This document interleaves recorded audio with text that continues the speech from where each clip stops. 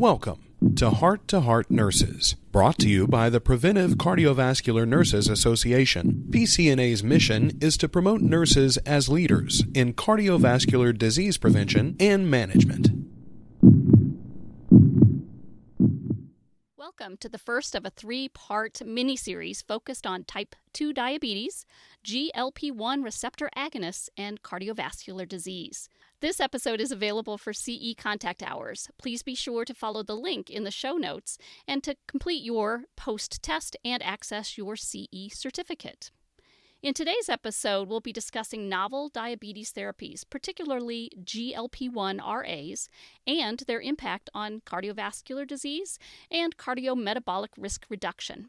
I have two exceptional guests with me today, Chris Memering and Sun Kim. Sun, could you please start us off by introducing yourself, please?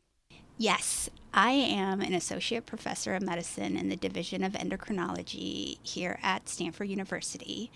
My clinical expertise and research focus on type 2 diabetes. Thank you so much. Chris, could you introduce yourself to our audience? Sure. My name is Chris Memering, and I am an inpatient diabetes care and education specialist from North Carolina. I've been a nurse for almost 21 years, and for 16 of those years, the DCES, so Diabetes Care and Education Specialist, and certified in that for about 15, and been board certified in advanced diabetes management for the last year. And being in the hospital, I see everyone that comes here with diabetes. So my age ranges last month were from a 3-year-old to a 90-year-old. That is definitely quite a range, and I'm sure our audience can tell that both of our guests today are going to bring a great deal of expertise to our conversation. As our audience probably recognizes, there are strong links between cardiovascular disease and diabetes, and many healthcare professionals kind of struggle finding themselves trying to manage both of those diseases, both risk factors and then the diseases themselves. So if we could start our conversation today discussing guidelines, directed medical therapies, and what that looks like for both of these diseases. Chris, maybe you could start us off. Sure. So all of the algorithms for treating cardiovascular disease, cardiometabolic disease, including diabetes, they all begin with lifestyle intervention underlying all of the medication therapy. And tune in to episode 3 of this series for more on that. However, we've got these different governing bodies, if you will, the American Association of Clinical Endocrinologists, the American Diabetes Association, European Association on the Study for Diabetes, and other guidelines that do recommend the use of some novel therapies with diabetes management, just medication pieces. These include the glucagon-like peptide 1 receptor agonist, which is what we're going to talk about today. And the guidelines have all changed in the last 18 months or so to actually have these be kind of the premier and starting point when we've got known cardiovascular disease, or if there's high risk for cardiovascular disease, stroke, even chronic kidney disease, independent of what those individualized glycemic targets may be. And these are now frontline medications ahead of what we all knew as the mainstay of metformin as the starting drug approved for type 2 diabetes care. So we also see these medications in some higher doses approved just for obesity care, which some of the research last summer was fascinating, and being able to delay the onset of type 2 or inhibit the onset of type 2 diabetes. And so we see these cardioprotective benefits, and our primary care doctors, our cardiology practices are using these even more. Our AACE algorithms also look at these medications interventions in addition to lifestyle as obesity care, if there's stage 2 obesity present, and definitely in stage 3, as opposed to just our lifestyle trying to jump right in to getting some more assistance to the body. And then overall treating the cardiometabolic needs for people with diabetes as a secondary, tertiary prevention for the cardiovascular complications of diabetes. Chris, that was a really great overview of how the landscape has really changed. I remember this intense focus on having metformin be first, but I think we're moved on to an era of more personalized medicine and really looking at the patient holistically to figure out what medications may work the best for patients at their current stage as they present to us. One thing, I want to remind the audience, which I cannot even believe that this was back in 2008. It just seemed like yesterday when the FDA really mandated that new drugs for type 2 diabetes conduct cardiovascular outcome trials to prove safety. I don't know if you guys remember this brouhaha with rosiglitazone perhaps increasing risk for cardiovascular disease. But that really led to a different pathway about how we think about medications for diabetes and how it's not really just about reducing the hemoglobin A1C, but really showing that these drugs are safe for our patients. And I was surprised, and I would say pleasantly surprised, that these medications, especially the class, the GLP-1 receptor agonists, not only were safe for our patients, but they had superior cardiovascular outcomes. That is such a gift, I think. And just for the audience that aren't always poring over these trials, I want to remind everyone that in general, the primary outcomes for these cardiovascular outcome trials focused on something called 3-point MACE, major adverse cardiovascular events, and they usually include non-fatal myocardial infarction, non-fatal stroke, and death. And the good news is several of the long-acting GLP-1 receptor agonists have shown significant reduction in MACE. So again, these drugs that were developed to reduce hemoglobin A1C, to improve glucose, not only does that, but also they have a significant effect on decreasing a major complication of type 2 diabetes. And I want to mention, if you're a stickler for using the drugs that had these outcomes, I want to mention that there have been 3 liraglutide, semaglutide injections, and dulaglutide.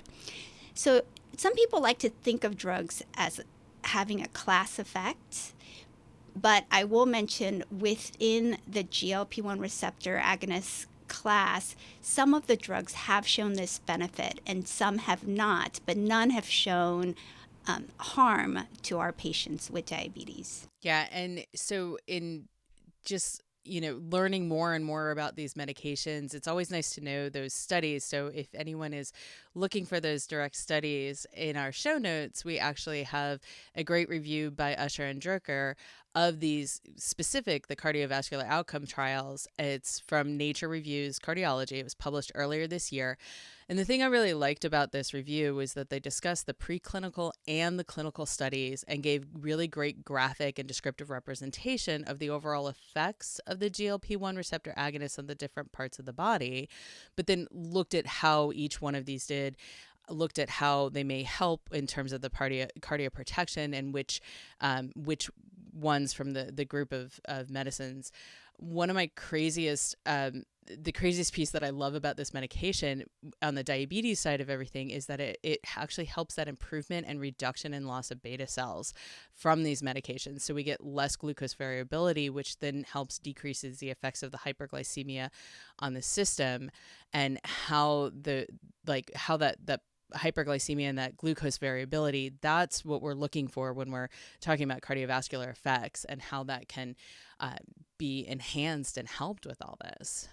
Yeah, I really think the story is evolving. After these outcome trials, obviously the next question is, well, how are these drugs doing that? And I think you mentioned some really fascinating potential mechanisms. I think the effects on beta cells are still a story to be told because it's really hard to study beta cell function in humans versus rodents. And a lot of the studies are done in rodents, but I think that's going to be an evolving story. I think some of the things that we know for sure that these drugs have an effect on are like multiple pathways that we know affect cardiovascular risk. And they do include, hemoglobin A1C lowering, so improvement in glucose. And what you mentioned is glucose variability, which a lot of people are excited in evaluating as a risk for cardiovascular disease. But of course, in addition to glucose lowering, there is weight loss.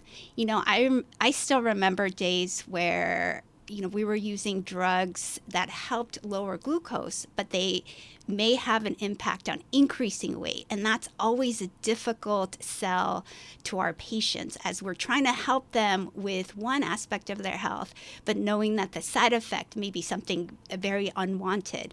It is very rewarding to tell patients, look, there's this class of drugs. Not only does it help lower your glucose, it can also help lower your weight. In addition, there's, of course, blood pressure lowering. And in addition to all of these effects, with weight loss also comes additional improvements in health, such as changes in cholesterol. A lofty term people throw around is inflammation, but type 2 diabetes is associated with inflammation in many parts of your organs, including your fat cells, and it may help reduce inflammation. So there are multiple potential mechanisms, and it may just not be one of these things, but a combination that really helps patients. I will say there have been a flurry of research in this area and tons of meta-analyses because now there are so many cardiovascular outcome trials. And I think in our show notes, there are some studies that have been included. And I will say for sure, lowering in hemoglobin A1C has been associated with improvement in MACE. There are some post-hoc analyses looking at improvement in urine albumin to creatinine ratio as improving MACE. And of course, we wholeheartedly believe that the weight loss helps. And I think that story is going to unfold further in the future.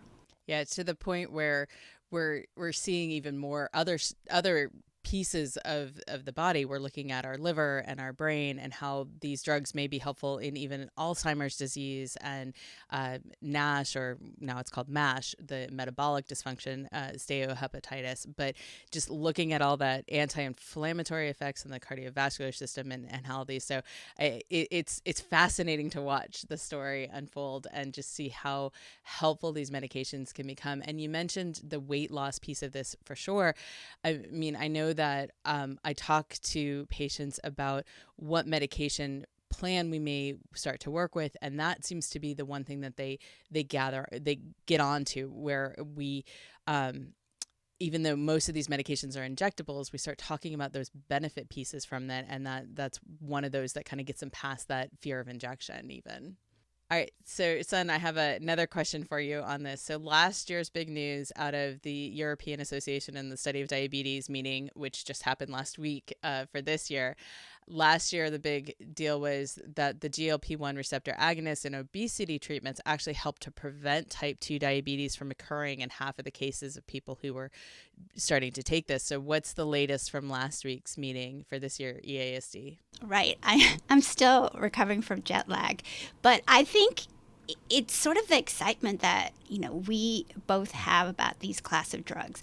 So, Geraldine and you mentioned this term metabolic, cardiometabolic.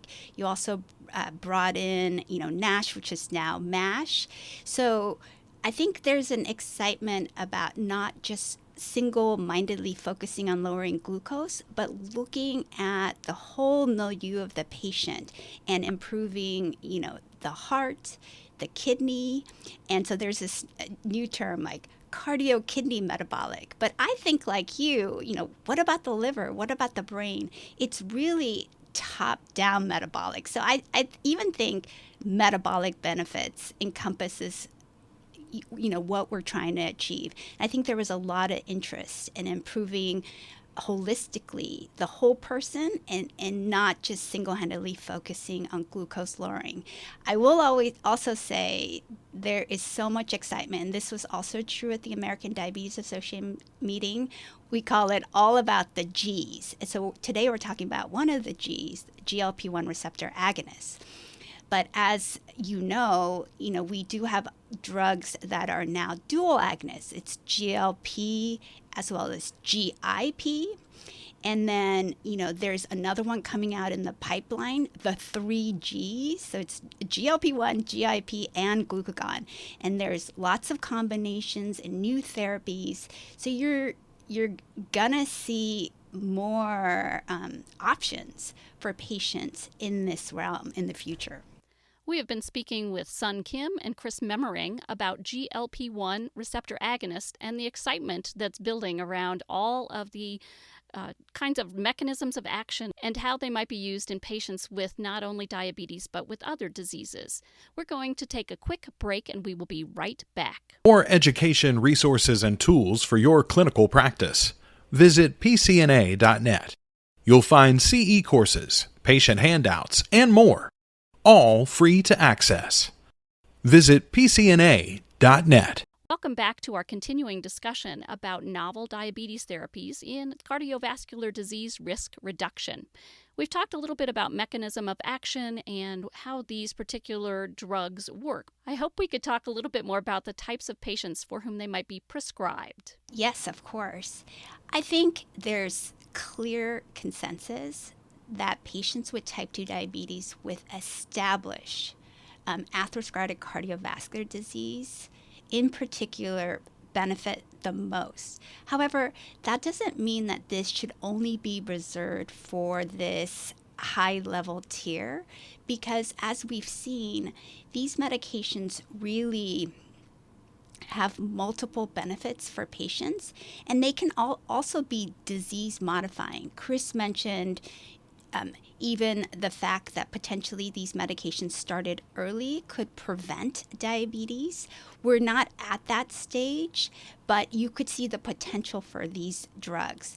But currently in guidelines, definitely patients with type 2 diabetes with established atherosclerotic cardiovascular disease. And then guidelines also indicate that patients with diabetes at high risk for atherosclerotic cardiovascular disease may also benefit. And different guidelines use different criteria for this, but most agree that individuals with chronic kidney disease, especially stage 3 or higher, may benefit.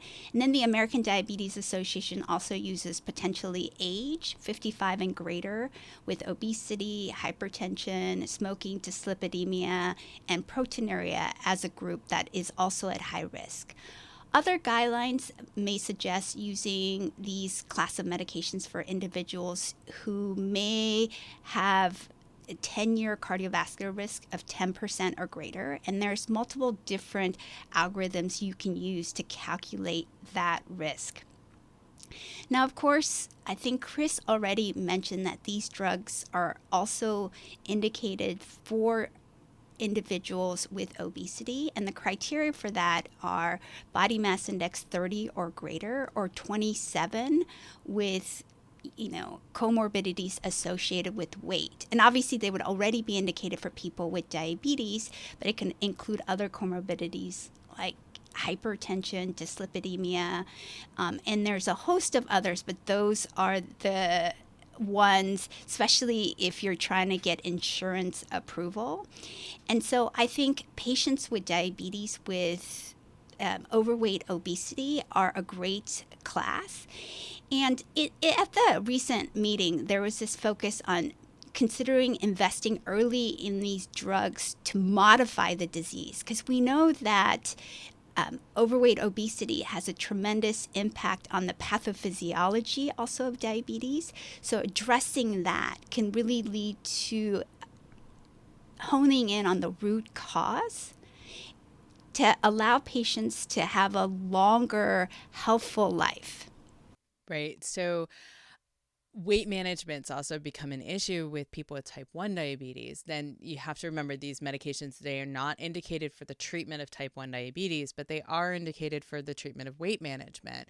So when we start to see that increase in weight, that obesity happening for somebody who has type 1 diabetes, we're also seeing these medications used in that population. And with great results with it as well.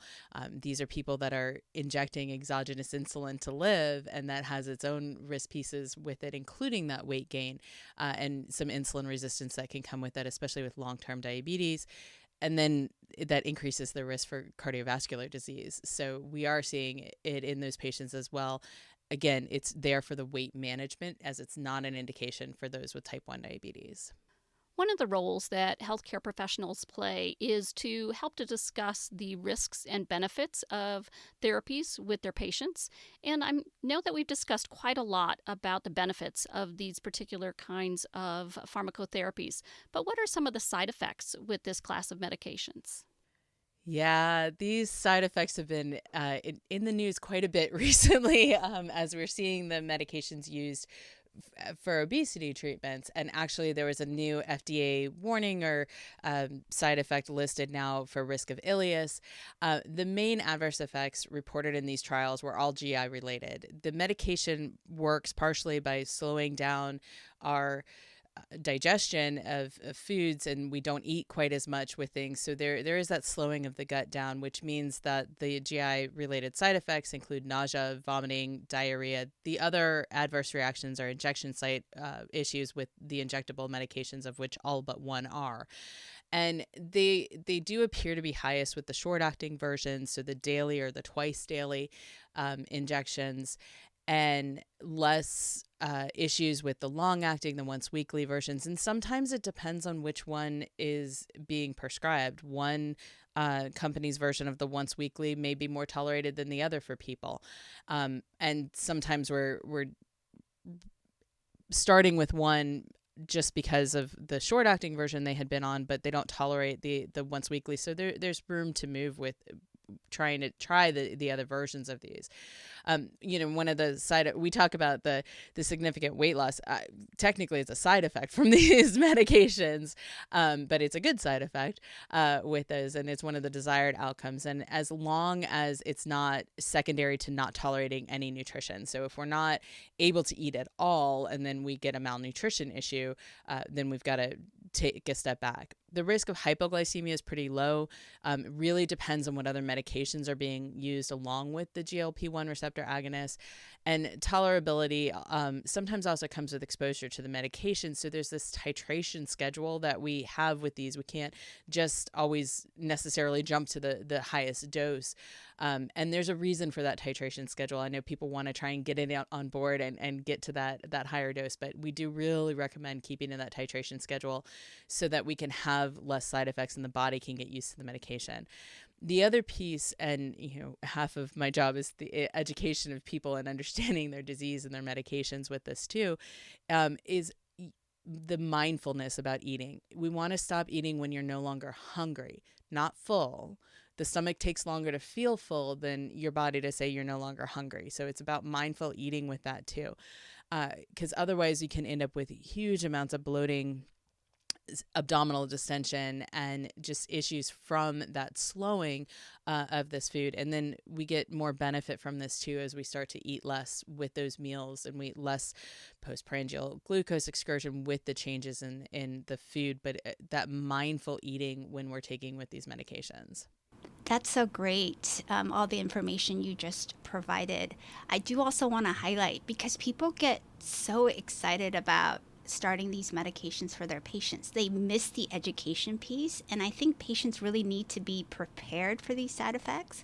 I often have this animated graphic sheet to go over how to eat once you're on GLP-1 receptor agonists. Some of the things that you mentioned, such as mindful eating, but also not to have distracted eating, because I think people are always on the go and eating on the run or eating while, watching Netflix, but really to have mindful eating and to focus on eating smaller portions, eating slowly. And I always tell people, do not try to overeat on these medications, because you will definitely feel the side effects. I think some other side effects that maybe get less attention is there, is a small increase in heart rate. Interestingly enough, a lot of drugs that affect weight increase heart rate.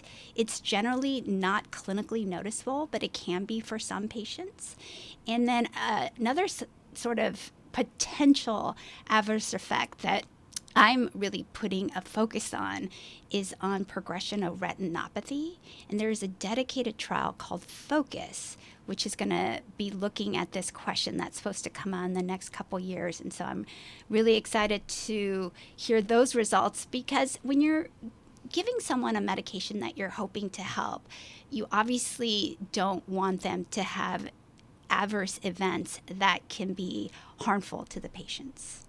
Our discussion thus far has focused on GLP-1 medications.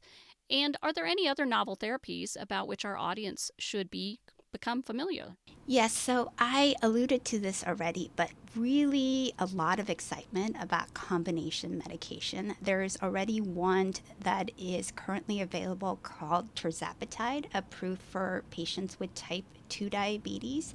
It's a dual agonist, so it affects GLP-1 receptors as well as another gut hormone called GIP.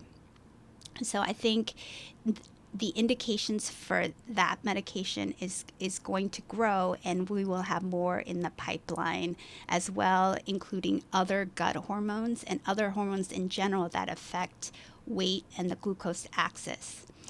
We didn't talk a lot about SGLT2 inhibitors, which also sort of grew up at the same time as GLP-1 receptor agonists. These drugs also had the surprising benefit of reducing cardiovascular events. There are also dedicated cardiovascular outcome trials that show that these class of medications reduced major adverse cardiovascular events. Sometimes I go to conferences, and there'll be this debate like, which one first, GLP-1 or SGLT2 inhibitors? And I always think, why not both? But then I have to remind myself these medications are very expensive. And I work with patients all the time who have trouble affording these medications. So there can be a time where we need to choose both. There are a slightly different indications for these drugs as well. I would say SGLT2 inhibitors may be better for patients with heart failure with reduced ejection fraction and chronic kidney disease, but the story definitely is evolving there. And I think GLP-1 receptor agonists may be better for stroke, but again, we're learning more and more. The crazy thing is, I think the indications for these drugs keep growing.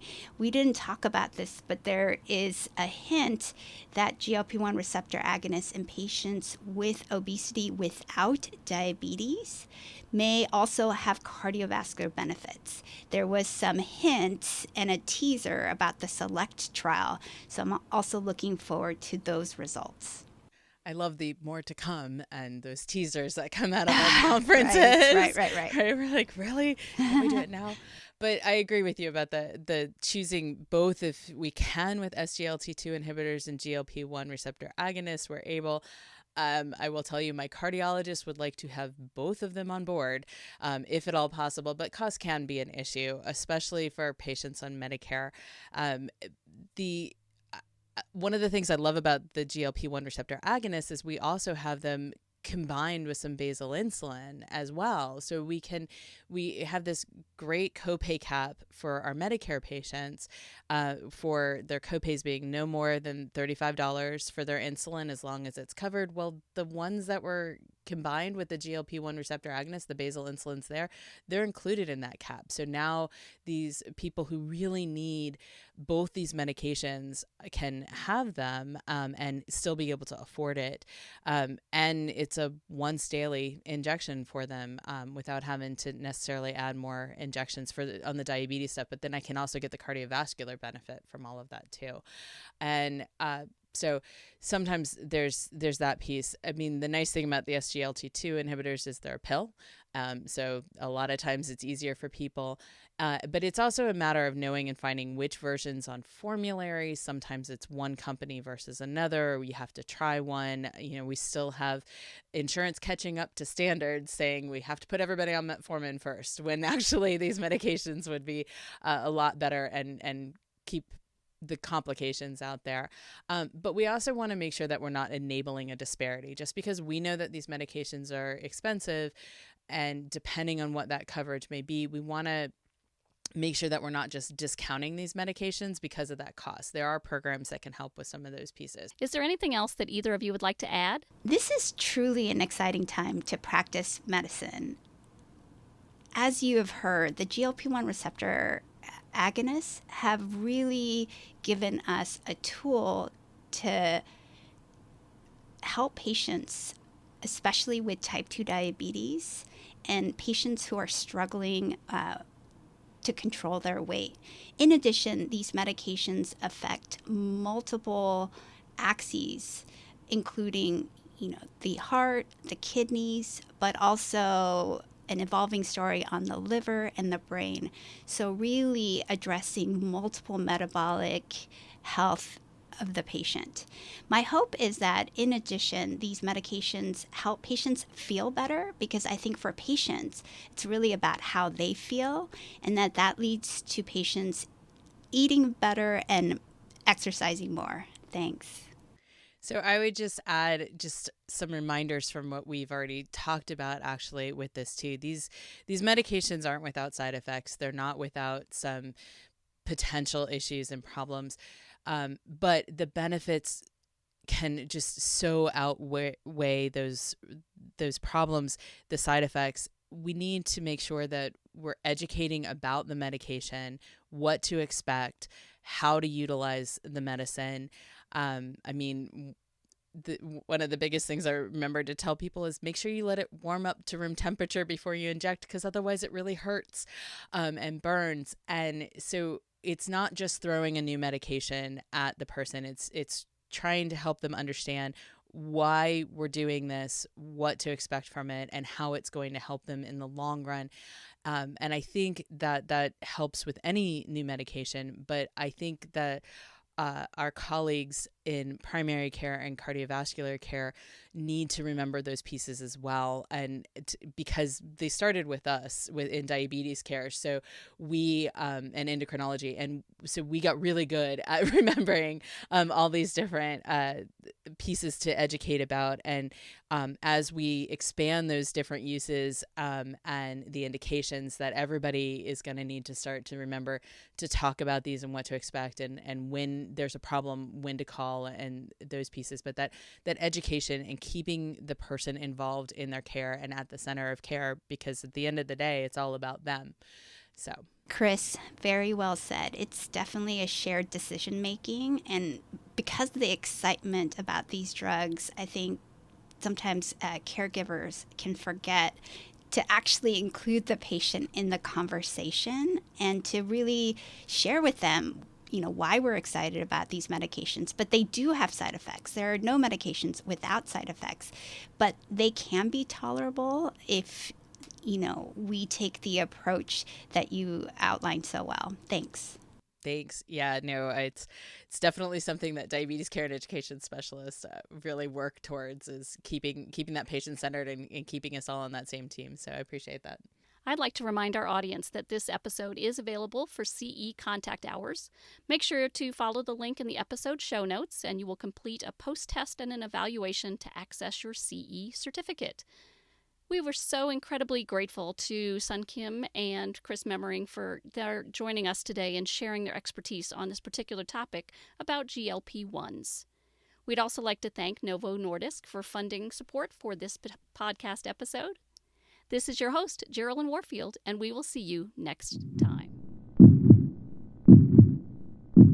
Thank you for listening to Heart Nurses. We invite you to visit pcna.net for clinical resources, continuing education, and much more.